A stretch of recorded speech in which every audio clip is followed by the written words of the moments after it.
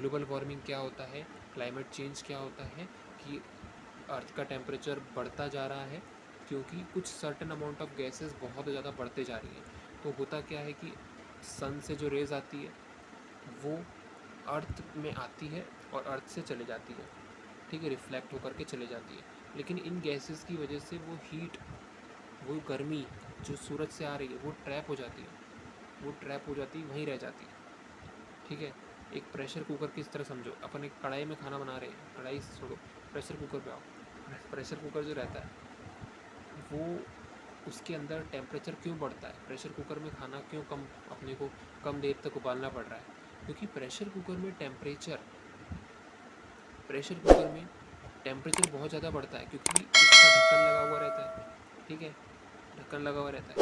तो ऐसा ही सेम चीज़ करवा रही है अपनी ग्रीन हाउस गैसेस, वो उस कुकर अर्थ है उसके ढक्कन की तरह काम कर रही है और वो प्रेशर बहुत बढ़ा रही है, वो हीट बहुत बढ़ा रही है, अंदर अर्थ के अंदर हीट बहुत बढ़ रही है, ये चीज़ हो रही है। अब हार्मफुल इफ़ेक्ट की बात करते हैं कि ग्रीन हाउस इफ़ेक्ट के क्या इफ़ेक्ट निकल के आ रहे हैं, ऐसा क्या कर रही हैं ग्रीन हाउस इफ़ेक्ट। तो क्लाइमेट चेंज की वजह से सबसे मेजर प्रॉब्लम अगर अपन देखें तो वो निकल के आएगी जो सी लेवल है, there is rise in sea level, समुद्र का तट का पानी बढ़ता जा रहा है, समुद्र के तट डूबते जा रहे हैं, ग्लेशियर पिघल रहे हैं, so melting of glacier and submerge of coastal areas increasing in the rise in the sea water because of the rise in sea water. Second, अगर अर्थ का टेम्परेचर बढ़ता है तो ये survival of plants and animals difficult कर देता है, so there will be extension of these species. जो आज चीज़ें अपने को दिख रही है, एनिमल्स की स्पीशीज़ दिख रही हैं, कुछ सालों बाद नहीं दिखेंगी because of global warming, green house effect.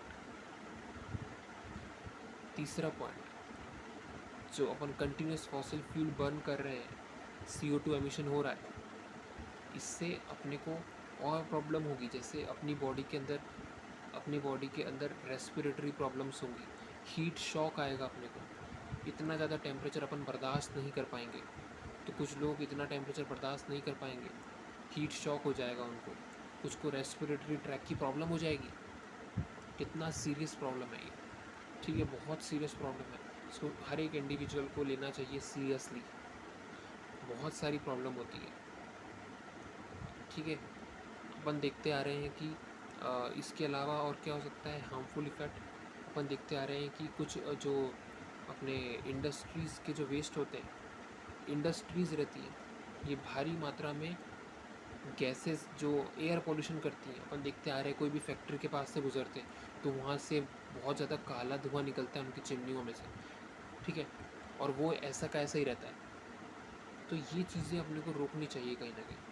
तो क्या क्या मेज़र अपन कर सकते हैं जिसकी वजह से ग्रीन हाउस इफ़ेक्ट कम हो सके, अपन क्या कर सकते हैं सर। ग्रीन हाउस इफ़ेक्ट कम करने के लिए अपन सबसे पहले अपन क्या कर सकते हैं, अपन सबसे पहले अपने लेवल पे ये सुनिश्चित करें कि अपना यूज़ साइकिल से या पैदल चलें, वो ज़्यादा करें, या इलेक्ट्रिक व्हीकल जो EV व्हीकल आते हैं उनका यूज़ ज़्यादा करें। अपने को फॉसिल फ्यूल बेस्ड जितने भी प्रोडक्ट हैं उनकी सबकी कटौती करनी पड़ेगी, बहुत ज़रूरी है, चाहे वो अपना जनरेटर हो, चाहे वो कोई व्हीकल हो, ठीक है, व्हीकल कोई सी भी हो गई, अपनी कमर्शियल व्हीकल हो या प्राइवेट व्हीकल हो, सभी को अपने को बैन करना चाहिए और तुरंत करना चाहिए। बहुत सीरियस प्रॉब्लम है ये, ग्लोबल वार्मिंग, अर्थ का टेम्परेचर बढ़ता जा रहा है और अपन सीरियस बिल्कुल भी नहीं, ये चीज़ नहीं होनी चाहिए। दूसरा अपन कर सकते हैं, अपन ने बहुत सारे इन्वेंशन किए, अपन ऐसे इन्वेंशन करें जिससे कार्बन डाइऑक्साइड नाम की जो गैस है उसका एमिशन सबसे कम से कम एमिशन हो, ठीक है। तो वो कैसे हो सकता है, ऐसी कुछ मशीन बनाओ, कुछ टेक्नोलॉजी का यूज़ करो जिससे कि कार्बन डाइऑक्साइड जो है वो एब्जॉर्ब हो, वो स्टोर हो जाए, वो ट्रैप हो जाए।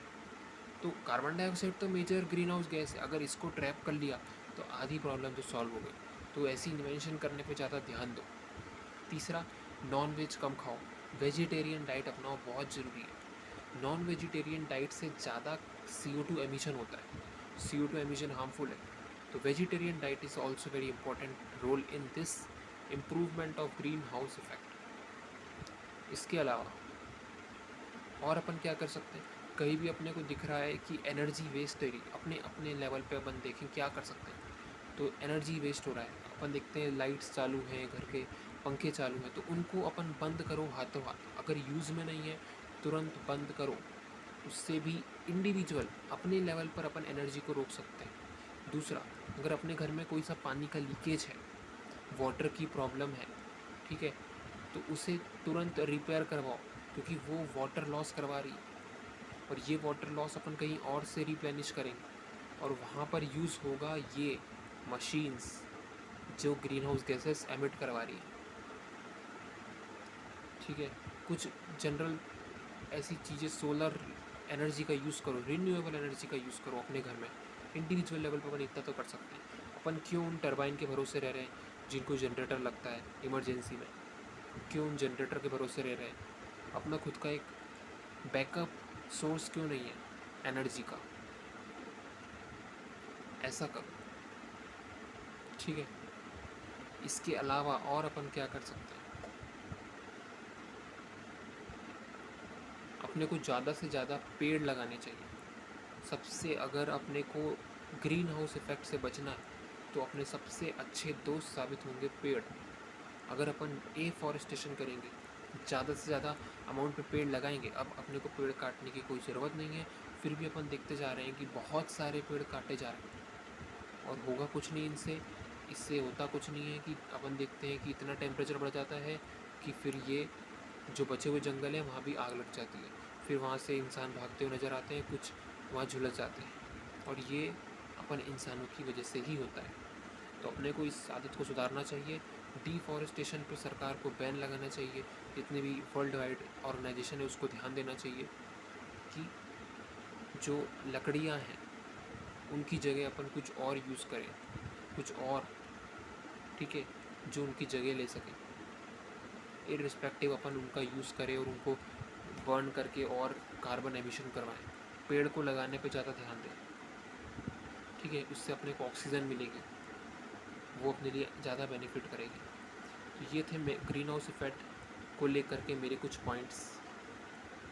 ठीक है, मैंने ये देखा है ग्रीन हाउस इफेक्ट बहुत ज़्यादा ज़रूरी है और इसको सब लोगों को सीरियसली लेना चाहिए।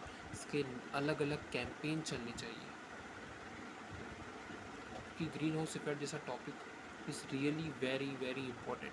अपन देखते आ रहे हैं अभी अपने फॉसिल फ्यूल्स अपने ख़त्म हो रहे हैं, तब जाके अपन बंद कर रहे हैं अपना petrol vehicle, diesel vehicle, just because क्योंकि अपने सोर्स ख़त्म हो रहे हैं। अपन ये नहीं देख रहे कि ये इंडस्ट्रियलाइजेशन जब से हुआ है, जब से कि इंडस्ट्रीज़ आई हैं, ठीक है, तब से कितना पॉल्यूशन हुआ है, कितनी ग्रीन हाउस गैसेस बढ़ी हैं, उससे अर्थ का टेम्परेचर कितना बढ़ा है। अगर अपन देखें पिछले 70-80 ईयर्स, तो अर्थ का टेम्परेचर 2 से 3 डिग्री तो बढ़ ही चुका होगा। 2 से 3 डिग्री नॉर्मल नहीं होता है, नहीं होता है। अपन कहाँ जा रहे हैं, अर्थ का टेम्परेचर अपने हाथों में, अपन इसको मेंटेन कर सकते हैं, अभी भी अपने पास में टाइम है। तो अपने को अपनी जो गलतियाँ हैं उनको सुधारना चाहिए और ये जो नए उपाय हैं उनको आजमाना चाहिए, ज़्यादा से ज़्यादा पेड़ लगाने चाहिए। Thank you very much.